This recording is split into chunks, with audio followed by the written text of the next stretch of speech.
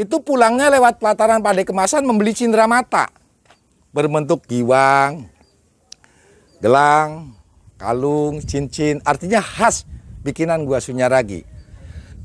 Hanya saja di pelataran Pandai Kemasan ini atas perintah Sultan Sepuh kelima Kesultanan Kasepuhan, Pangeran Raja Adipati Syafiuddin atau dikenal dengan Sultan Pangerangaji, di pelataran Pandai Kemasan ini dibuat juga kelengkapan pengawal dan penjaga, keris, anak panah, mata tombak, kelewang, golok, yang oleh pemerintah kolonial dianggap akan melakukan perlawanan.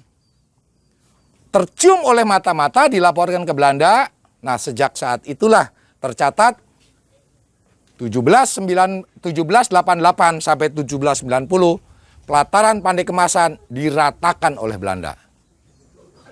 Itu ya. Nah, kita di belakang sebelah selatan ini namanya ruang Panembahan atau kamar Kaputran ya. Yang sebelah utaranya yang ada gambar lukisan burung 2 itu kamar Kaputren. Kalau yang Panembahan lukisan burungnya 1. Sebetulnya lukisan burung ini ada akronimnya, ya kan? Dengan patung gajah. Dalam bahasa Cirebon asli berbunyi kuntul umalayang anedaksi gajah depa tanedaksi. Di bahasa Indonesia kan, burung kuntul pergi meninggalkan jejak. Ada bekas cakar, ada bekas bulu.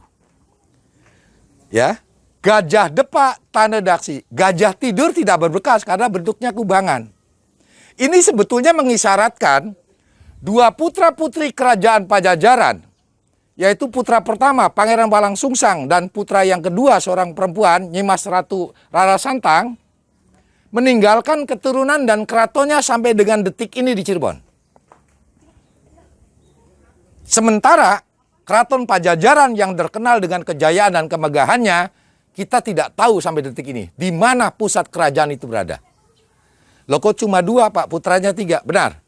Karena si bungsu Jaka Sengara atau Prabu Kian Santang, beliaulah penerus terakhir yang akhirnya mendirikan kerajaan Sumedang. Sampai nama beliau diabadikan oleh salah satu batalion tempur milik Angkatan Darat, Batalion Infanteri 301 Prabu Kian Santang. Itu nama beliau diabadikan di sana. Ini putra bungsu beliau. Ya, itu makna daripada kuntul umalayang anedaksi gajah depat anedaksi. Nah, di belakang itu ada Balai Kambang. Balai Kambang ini tempat melakukan itikaf. Salah satu ritual utamanya di Balai Kambang adalah dituntut kita melakukan tadarus. Dalam bukan rahasia umum lagi, kita kalau bulan Ramadan tiap malam itu habis tadarus, artinya menghafal kitab suci. Imajinasi kita coba kita bayangkan, hanya diterangi cahaya bintang, itu pun kalau tidak mendung, dan cahaya bulan, kita dituntut tadarus. Ya, itu yang pertama. Yang kedua, fungsi air. Ini di lubang-lubang yang ada di belakang saya. Ini dulu mengeluar air, teraliri air. Artinya air gemercik turun. Ya, padahal zaman itu belum ada water pump. Tapi konsep orang tua kita sudah menggunakan swak kelola air, tirta yasa, tata guna air. Gitu. Ya kan? Yang paling belakang itu Gua Arga Jumut, dari kata arga tuh hidangan, jumut tuh ngambil. Maknanya, jadilah orang tua panutan yang diambil nasihatnya.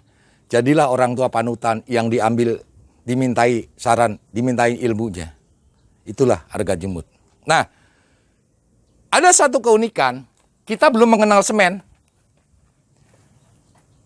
Apa perekat yang dipakai?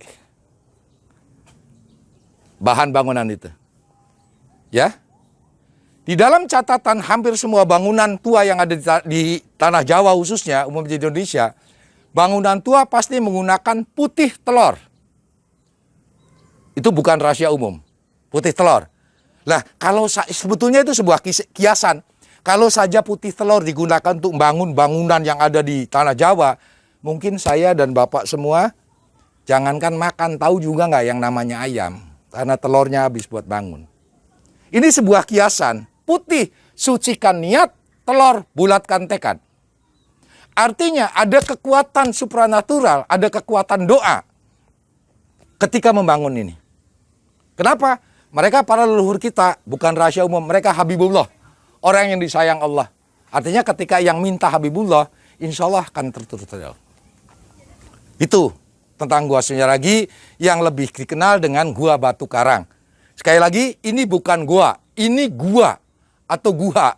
Namun karena huruf H dalam tata bahasa Indonesia, kalau di dapur urung hidup tidak terbaca, dari guha menjadi gua. Gua. Nama aslinya Taman Kaputren Panyepi Ingraga, kemudian menjadi Sunyiraga, sekarang menjadi di wilayah Sunyaragi. Dari kata sunya itu sepi, ragi itu raga.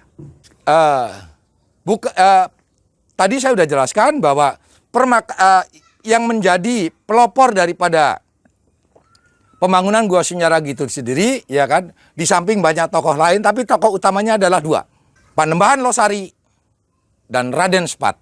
Dua orang inilah tokoh yang berpengaruh. Sementara kalau Raden Sepat ahli bangunan, pure ahli bangunan, Panembahan Losari dia seorang seniman. Jadi lebih mengarah karya besar Panembahan Losari di samping Megamendung itu.